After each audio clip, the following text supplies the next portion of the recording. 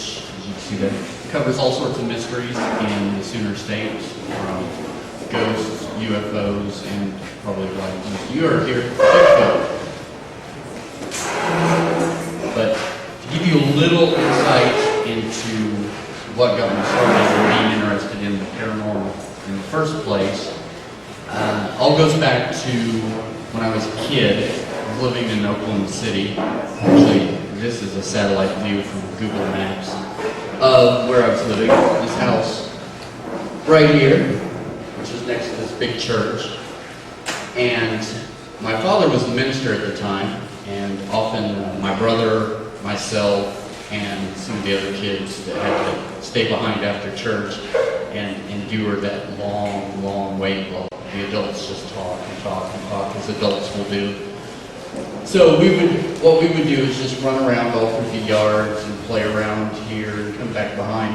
And one day, when we were playing along here, we ran back into the alley, which you can see running along the top part. We came to this spot here where we were stopped by something that has literally haunted me ever since. We saw through a section where there's the back of this building here that you can't walk through. There's no doors back there. And across the way is a fence with a thick vine of berries growing in it. Across that area, a woman, she walked. And that in and of itself is extraordinary because there's no way a person could cross through there. She was very unusual. She looked very anachronistic, like she came out of a different time period. Something out of, like, you might see a Little House on the Prairie. She had very old-fashioned dress. Her bun was, she had her hair pushed back in a tight bun. And she had this very hard, stern expression on her face.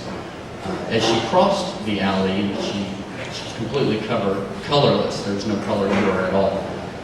She kind of moved in this sort of electric glow about her.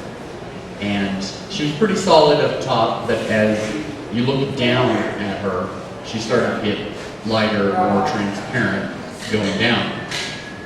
Well, halfway across the alley as she's walking, she stops, she pauses, and she looks at us.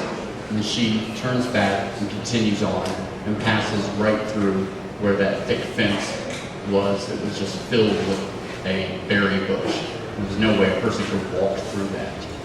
And that was pretty much the most frightening experience I think I'd had to that point, and it's stuck with me ever since. And I think that was what got me interested in paranormal, was just having that personal experience. So I went on from there. I called her the Gray Lady. That kind of gives you a sense of what she looked like. She's a pretty creepy looking woman. So you know why it stuck with me. But I went on from there, and I read all I could find about hauntings in Oklahoma and found some great stuff. Some of you may be familiar with these. And then I went on, I read all about UFOs in Oklahoma, and that just floored me. I was like, wow, UFOs? And including this famous one that was taken by a boy in the mid-60s in Tulsa. And I read about ghost towns and treasure tales, oftentimes with ghosts of their own. That was pretty amazing. I was finding all these great stories from Oklahoma. And of course, things like witchcraft and voodoo. I wouldn't have expected that. And your favorite, Bigfoot. And I thought to myself, these are some great stories that are just right here in the state, and they're not really getting exposure. I'll give you an example. I thought, well, why not write a book? So I started collecting these stories, and I did a lot of research, and research is like a treasure hunt. What I ended up doing was going through libraries and collections and just anything I could find that might have a strange story, websites even, to find everything I can on Oklahoma. And I ended up getting some pretty obscure stories that had never seen, I think, the light of day in maybe like 100 years, as he said earlier. So one of the qualifying criteria I had for these stories was they had to be documented. You know, everybody's heard of, oh, my friend told me that his cousin went down. You know, everybody's got those. But I wanted some that were really believable because people went on record. They said, you know, my name is and they were willing to put themselves out there so that their story could be known. And so I went through those and found just some great stuff, long forgotten, never before published stories that, I'll give you an example. I'll just read this to you. It's up there. Follow along if you want. This is a written oral account, to give you an example of some of the rare finds and how I found them, was in the Oklahoma City Metropolitan Library System's Oklahoma Folklore Collection. Now this isn't just like a book that sits on a shelf. This was a story that was collected by the Works Project Authority back, in the 30s. And it just sat in the vertical file in the library. It's never been in a book before. So in this collection, they recount a frightening encounter several men had with a Bigfoot-like creature, or was it some kind of spirit? And you'll find out why I asked that. While camping by a church cemetery somewhere in Oklahoma Territory around 1881. Although not recorded until 1936, these frightening events were still very clear in the minds of Theo Hamilton and Robert Milligan.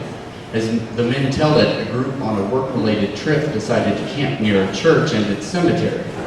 After parking their wagon and setting up camp, the group played cards outside for a while. As time passed, the winds began to pick up, forcing them into the church to finish their game. Sometime later, a commotion erupted from the camp outside. The group could hear the banging of their skillets inside the wagon and the general destruction of their camp.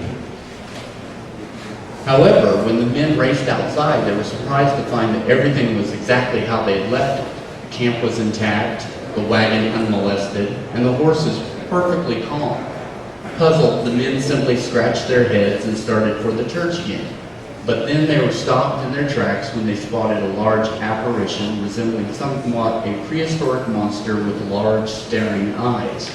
Frightened, one man threw a large rock in the creature's direction, but the beast seemed to vanish. In no time, the group broke camp, hitched the horses, and raced into the night, far from this haunted cemetery and its frightening apparition. One wonders, did these men encounter some unearthly specter, a demon perhaps, or could the passage of time have embellished an already startling tale into one so phenomenally supernatural? In reading this, one could easily see a run-of-the-mill Bigfoot story. And is that what happened? Perhaps in the years that followed, this story took on a life of its own, as each retelling added another fantastic element, or maybe these men saw exactly what they claimed to have seen. Sadly, the WPA investigator who recorded this tale from Hamilton and Milligan failed to glean such salient facts as the exact location, the name of the church, etc. We do know that Hamilton came from the Blackwell area and Milligan from Beaver. Unfortunately, since they were traveling at the time, this does us little good in locating our mysterious church. This is an example of some of the strange, obscure stories I was able to find and collect in the book. And you probably have your own stories, lots of them, especially people in this area, because I know there's been a lot of activity over the past decade. It's been a real hot spot. If you go by my table out there, I've got these sheets where you can write down your own story if you want. I'm currently working on a sequel to my book, and all the stories I can get are great. It's going to have more ghosts and strange creatures, UFOs, treasure tales, all that sort of stuff. Also some unusual characters. I remember one story that's going to be in there. This woman was arrested for dressing like a man. That was her crime. She dressed like a man. She wore pants. How dare she? And that's the blog I've got. You can go to that site. You can find out more about the book and all that. That's the book there. But what I wanted to do now was to first actually tell you kind of why Bigfoot interests me. Just wanted to run through about my book real quick, and then I'll talk about more specifically about Bigfoot. I think my fascination with Bigfoot stems from when I was a kid. My grandfather, who lived over in the southeast corner of Missouri, not far from Oklahoma, and he loved to tell tall tales. I mean, he sees two eager, wide-eyed boys, and he's ready to tell some big yarn and sucker us in. One of the ones he would tell us about was the 8 men, as he termed them, of those eastern woods. Gotta love them. But we would just sit there and just drink it in. One story he told us was he was on a fishing trip to Arkansas, and he was on a creek down there, and he had heard several times during the night this unearthly, piercing howl. It's like a screech or a howl combined. It was weird. He couldn't quite articulate how it sounded, but he knew it didn't sound like anything like some sort of cougar or bobcat or any sort of animal he'd heard before. And he really took notice, and he grabbed his gun and he was ready for some action here. He didn't know what was going on. When across the creek from where he was camped, the bushes started rustling just pretty violently. Now, he never saw anything, but he'd heard enough tales from the area that he had a clear idea in his mind of what it was. And later, some years later, when my brother and I were spending the summer with my grandparents, we were sitting down to dinner, and they lived out in the country, pretty much area like this, and they had a small little farm. In the corner of the farm was a hog pen where he raised hogs, and while we were eating dinner, a commotion erupted from the hog pen. They were squealing and they were frightened. So Grandpa gets his gun and he's thinking there's coyotes out there, something messing with the hogs. So he and my brother race outside. Sadly, I missed this. I guess food was more important to me. But my brother and him, they race outside. They've got a flashlight. They're shining the flashlight around, trying to find whatever it is that's making the hogs go crazy. And they come across something that, I mean, my brother's been freaked out about since. It was on 2 legs. It was hairy. It turned to them, and in the gleam of the flashlight, it had these 2 eyes that kind of shined, as my brother described it, kind of yellow, very amber. It saw them, it turned to them, and then it ran away. It was, there was a back fence along the back of the property. It leapt over that fence. It had to be about 4 or 5 feet tall in just a single bound. It just jumped right over it. And I think hearing that story and the other stories my grandfather would tell us about these 8 men, as he calls them, really cemented my fascination with Bigfoot. And then to hear from time to time again about these animals that are said to roam this, especially this area of Oklahoma, I knew I had to include those in the book. Let me just grab 1 or 2 to share with you so you can kind of see some of the ones I've found in this story, in this book.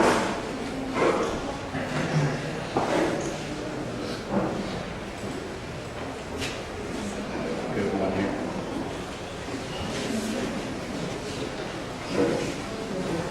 An unnamed woman told the researcher John Green, who some of you may be familiar with. He's pretty famous in the annals of Bigfoot. She related to him the story that happened to her as a child in 1956. Her family and neighbors had several encounters with the hairy ape-like man in the mountainous area 13 miles outside of Wilburton. The creature had been seen walking along a pond near her home, as well as hanging over a neighbor's fence. The girl's sister even claimed to have almost touched it as she reached into a bush while picking some berries.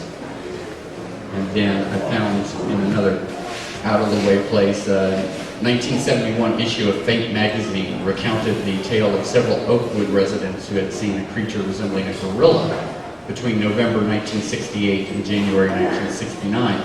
The same month, 100 miles south in Indianola, several people claimed to have come face-to-face with a large creature that looked like a monkey, as they called it.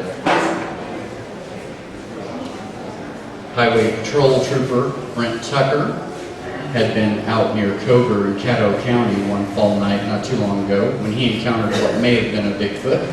Hearing a noise from behind, Tucker turned around and witnessed a head and shoulders which stood, as he said, about 5 feet taller than the corner post. Suddenly the figure was gone, leaving Tucker stunned. He couldn't conclude that it was a Sasquatch, but he was certain it was neither a cow nor a horse. The creature was very human-like.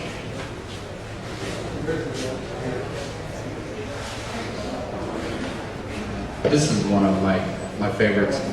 It's here in the Kiamichi Mountains area. In November 2003, on the north end of Black Fork Trail in the Kiamichi Mountains, logger Eric Hardaway discovered a line of rather large 5-toed tracks in the soil of a freshly carved out logging road. The prints appeared in the soft soil after a heavy rain, and Hardaway was quick to document them on video. Each track measured over 17 inches long and 6 inches wide, which is basically the same length-width ratio as an adult human male, only much larger. In addition to the large foot size, the individual or creature that made these impressions had a 7-foot stride with a 3-foot stance. Hardaway, who had first spotted the tracks while hunting with a pal, soon showed his father the strange prints. Not long after that, more loggers and onlookers came to examine the site in a scene reminiscent of the now famous Jerry Crew encounter. These famous tracks were found in the fresh soil of the Humboldt County, California logging road during the fall of 1958 and gave rise to the oft-used name Bigfoot.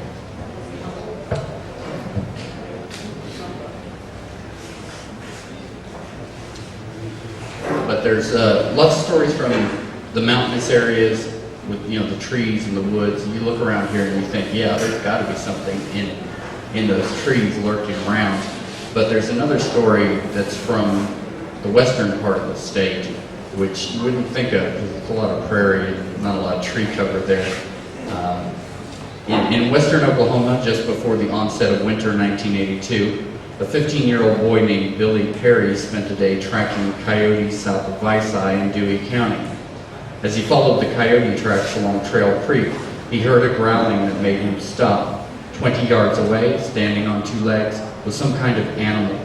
Frightened, he ran for his car and quickly left the area.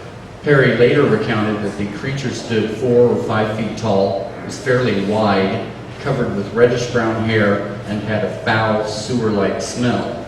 This encounter was Billy's first, but would not be his last. He and his family had several more run-ins with the creature for over a month that winter.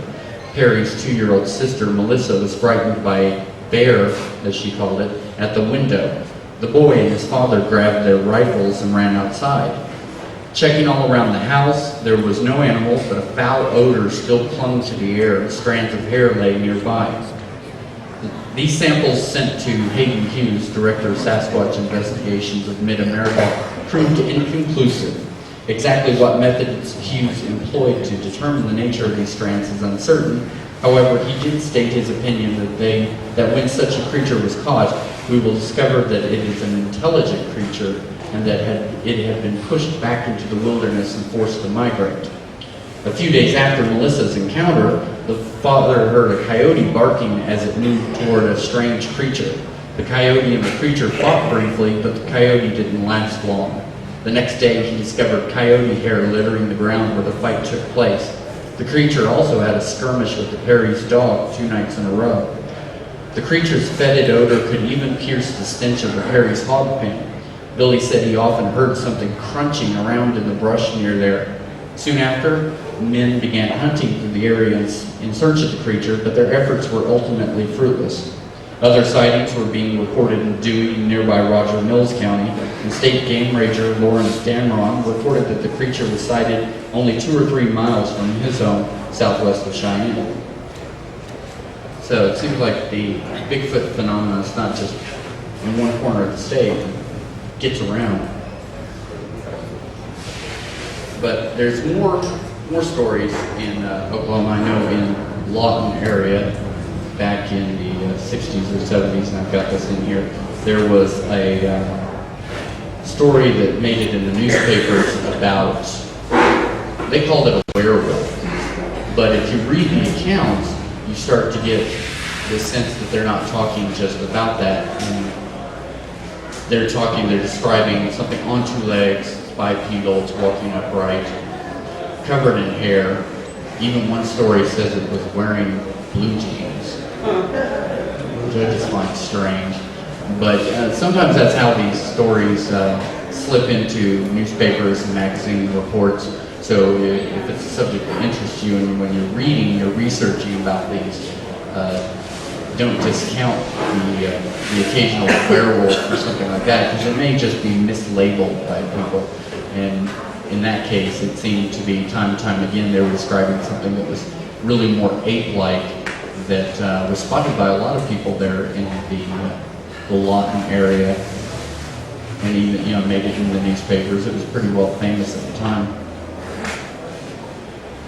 I just feel like I'm rambling. Does anybody have any questions or any thoughts? Sir, in the back.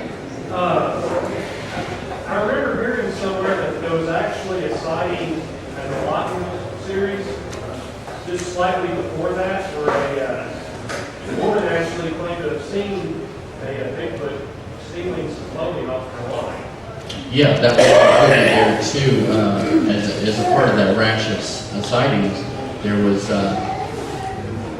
something. It was in some of the accounts. It was called, werewolf or what's it, and that it had taken clothes from the line, and you have to wonder how that fits into everything. I mean, was there some sort of crazy homeless person that was running around naked, stealing clothes, and then she calls it a Bigfoot, or was it actually a Bigfoot stealing clothes? For what purpose? I can't imagine.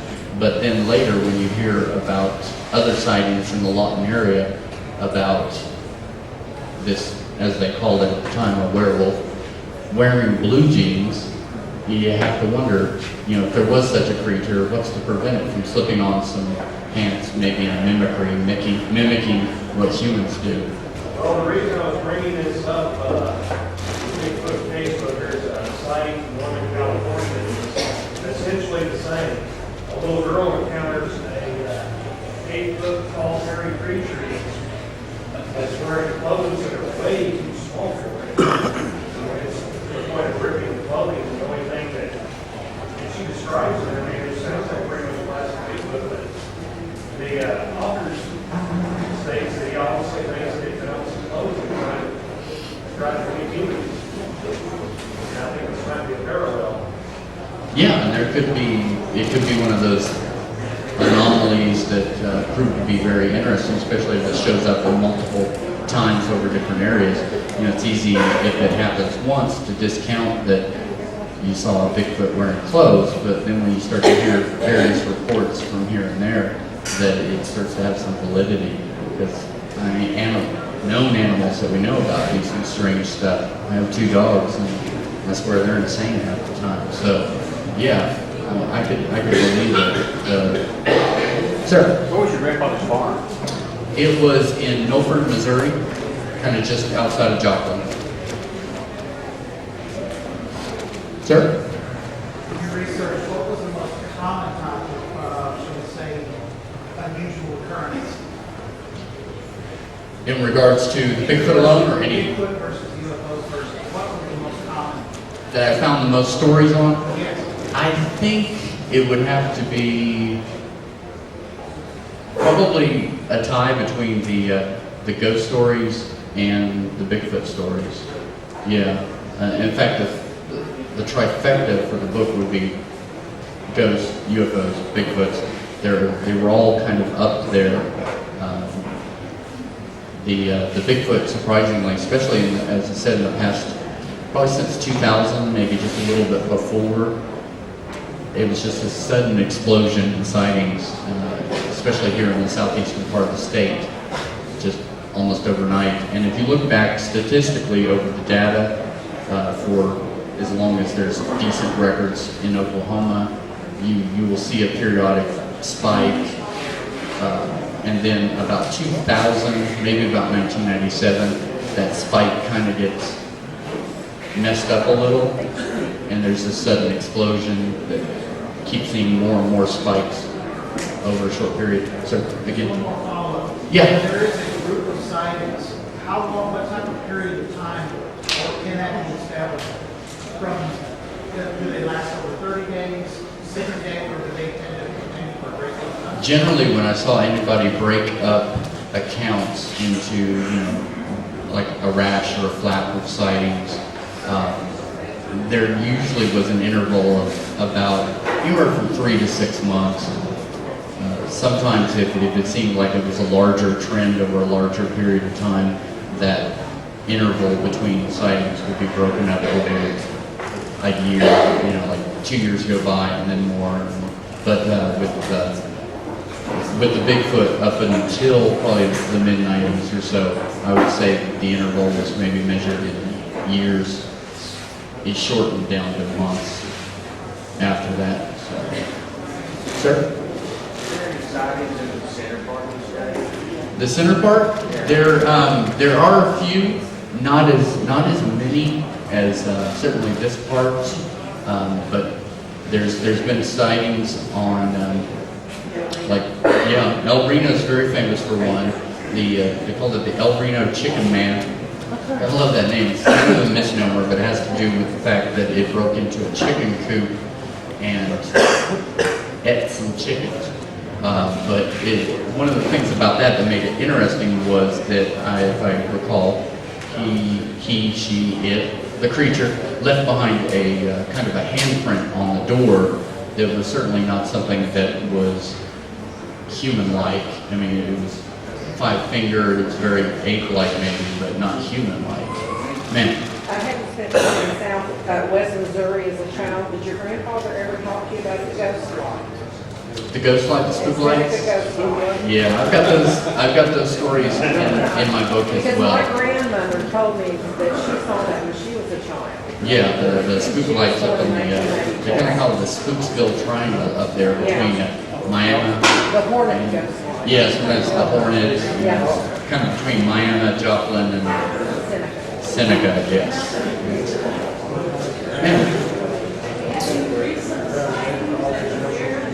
Any recent sightings? Well, I last published my book a few years back, and I've just recently started catching up on sightings. I know there have been periodically on a regular basis in this area.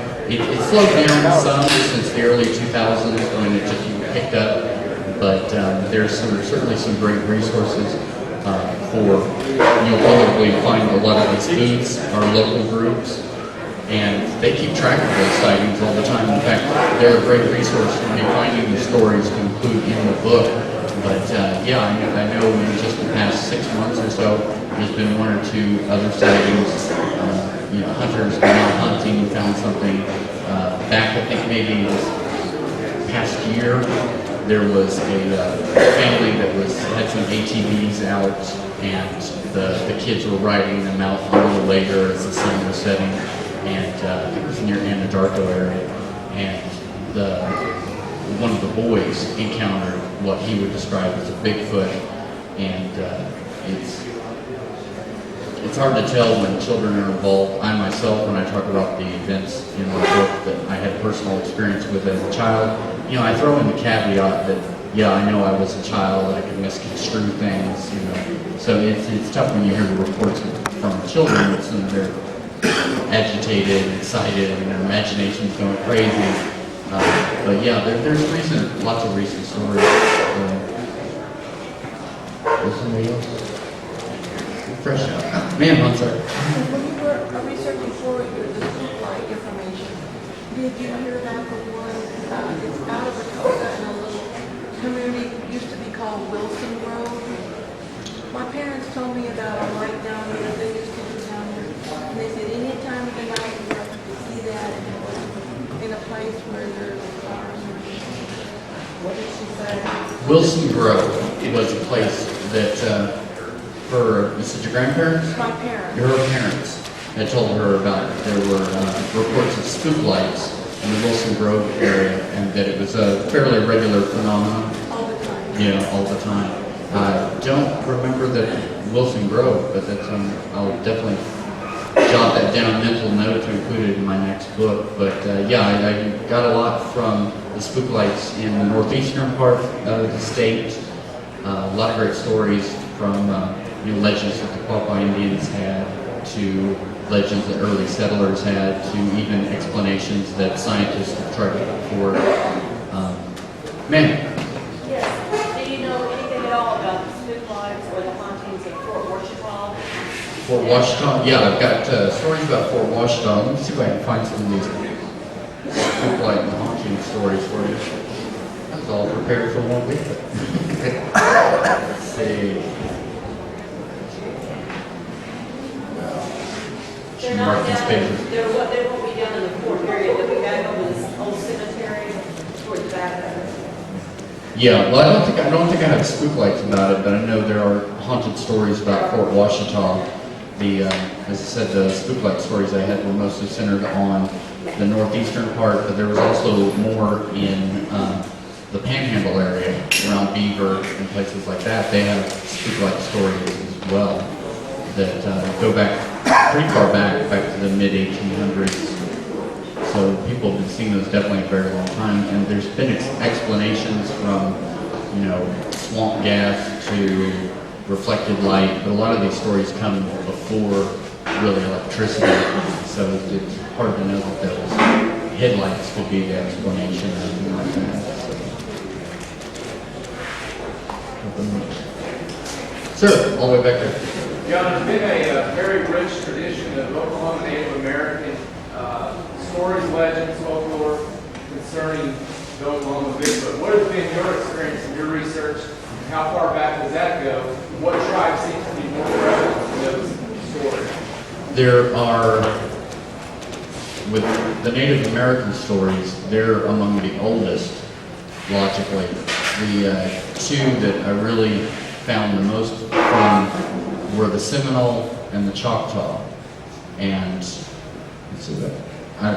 I can't speak either language, so I don't even want to try to pretend to pronounce these words. But I believe the Choctaw called them something that translates loosely to big black man or big tall black man, and they described it as being this dark, hairy covered, and they said it smelled like a swamp. And theirs goes back pretty far back. In fact, I've got a little section on that. I'll just read you what it was that I have included in the book about those early accounts. The anthropologist James Howard recorded one in his book, Seminoles, Medicine, Magic, and Religion. In this volume, he relays a legend of a Sasquatch-like creature known as, I don't even know if I'm pronouncing this correctly, Stikapaki. It's Ssticappcaki. They call it Tall Man. This creature resembled a man, yet much taller, 10 feet or more, covered in gray hair. In addition, it was known to have a piercing odor like that of stagnant water. The Choctaws knew the creature as Hata Chito, or Big Black Man. And then I've got some stories from those local Choctaw natives. One was Billy Ludlow in 1951. He and some of his friends had an encounter. And then another Choctaw woman, Charlene Cusher, was told by her grandparents that a boy had gone missing in their area, and that the boy was lost in the woods for, I guess, a number of days, and that when he was found, he said that he was taken care of by this thing. That's what he described it as, a thing. So a lot of old legends from probably one of the oldest ones, and it's a little debated as to its authenticity, but 1849 there was a diary of a man named Bertrand Tonica, and he was a resident of present-day what's known as Eagletown now. In this diary, Tonica tells of a trapper named One-Eye Bascombe who related a story to the locals of a strange critter, his words. In the nearby swamps, Bascombe described the creature as having a stooped posture, long arms, and gray-black hair, as well as an unusual step. So a lot of the Native American stories go back pretty far. Sir, Anything with Caddos on Bigfoot? any what now? Any stories from Caddo? This was Caddo land at one time, prior to the critical theater. I did not find many on the Caddo. Like I said, there are a lot of stories out there, but finding the ones that were recorded, that was my goal there. And in the next edition of this book, the sequel, I'm loosening that restriction to allow more just stories that people told, as opposed to ones that were well documented. So, and I think somebody had a question earlier over here. Yes. Just a question, after all these many years, 150 years of sightings, why hasn't Sasquatch been captured, caught, killed? That's a good question, and one that a lot of these people are exploring and debating. And Are they like super intelligent? there's different theories. On one end of the spectrum are the rigorous scientific minds who will say that they live such opposite lives that, perhaps they're much more nocturnal, they're in very remote areas, and they will point out to, how remote some areas are and how few people ever go there, and the statistical odds of finding one. And then there's the other end of the spectrum when you have people that will say that creatures like this aren't entirely of the natural realm. They are supernatural, so that their explanation for these things are that they, could phase out of existence and disappear into another dimension. There are others who believe that they are related to UFO activity.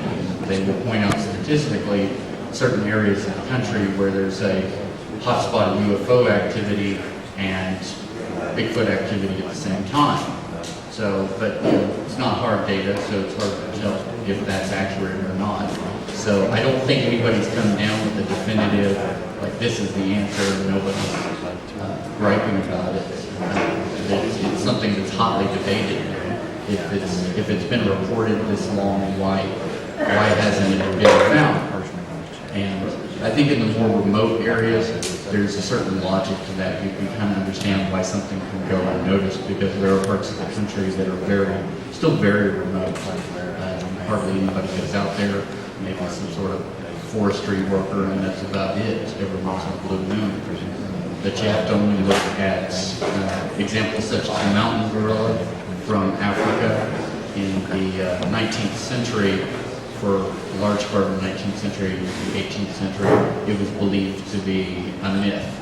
It was a myth that the natives in the jungle told of the mountain gorilla. And then it was later proved that such a thing actually existed. So sometimes I think it just takes a while, and I think that these people, with their improved techniques, which have definitely improved over the last few decades, that maybe they'll find something.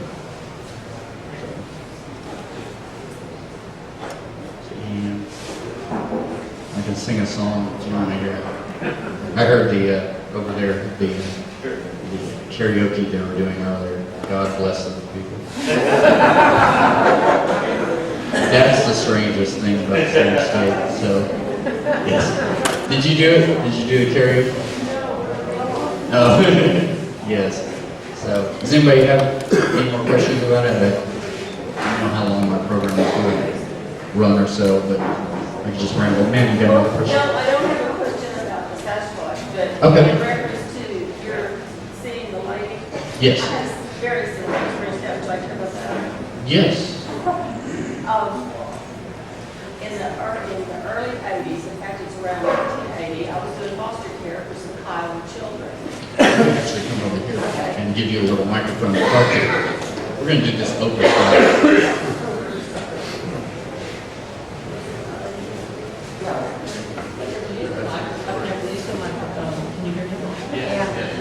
Around 1980, I lived in Guthrie, Oklahoma, and I was the program director of a foster children's home and family service agency.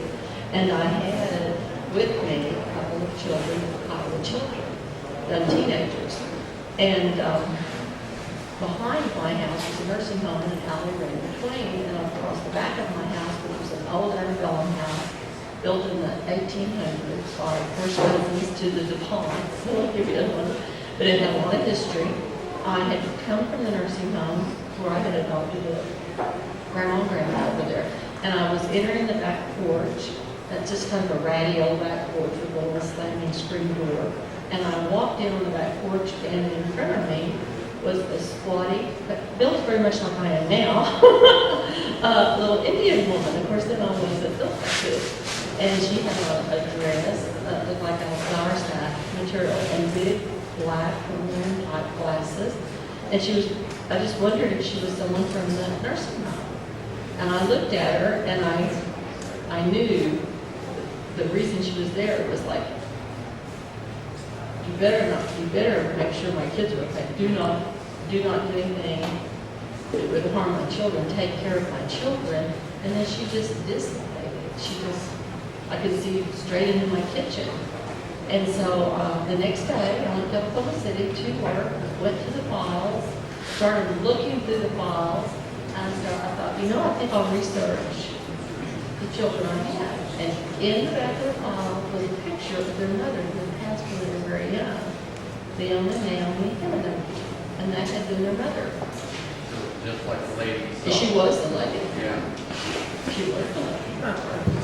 I think most of us probably really think about it. We can find either a personal experience that we've had with something that's paranormal, mysterious, unexplainable, or certainly somebody we know. And those are a lot of the stories I tried to collect, especially for Oklahoma in the book, was stuff for Oklahoma, because I didn't really think, as I looked around, that there were stories about Oklahomans and things they had seen and witnessed. Halfway through writing it, though, I discovered that a man named David Ferris had written a couple of books called Mysterious Oklahoma and More Mysterious Oklahoma. So I was like, dang, this has already been done. What am I doing? So I decided, okay, I'm going to go ahead with my project, and I'm just going to include more better, and just go over the top and do as much as I could possibly find. And I found so many stories that I thought there's nothing left in Oklahoma. But as you can see, there's always a story that people have. I remember not too many years ago. This is a ghost thing, but it's a personal experience of mine. And again, I don't know how to categorize it, but I was staying with a friend, and he had gotten this gift from another friend. It's kind of a twisted little gift. It was a skull, a real human skull that they had found in Hawaii in some wooded area. And it was real. It was all brown, like it had been buried under the ground. It looked like it had some trauma to the back of it, like maybe somebody got slugged in the head, and that's how they died.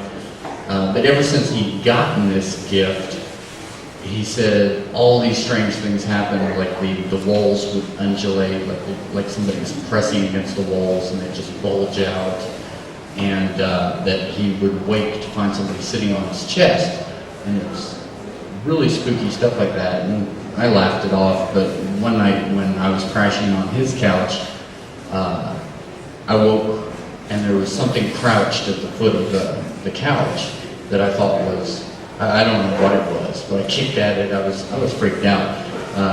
Ended up turning on the lights, and there was nothing there.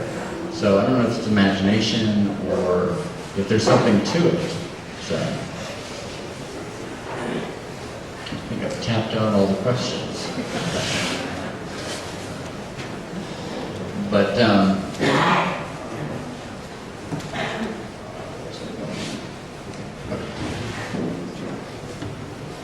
nobody? No? Okay. I'll just keep talking. I think I got an hour to kill here. I don't know if I planned this too well. 15 minutes. Oh, okay. I know they're trying to make up for lost time, but ma'am. You said something was setting at the foot of the bed by something you need a shadow. It was just an amorphous, dark shape. It didn't have any features to it. I couldn't tell it was a person. So yeah, it was basically like a big blobby shadow. And I just got the freakiest feeling from it. It's just, it scared me to wits. But then I turn on the light and there's nothing there. But thereafter, you still feel that fear that kind of hangs in the air, and it frightens you. So I think actually I will wrap it up and help them catch up on their schedule. So no problem. Thank you all for coming. Hope I didn't bore you to death.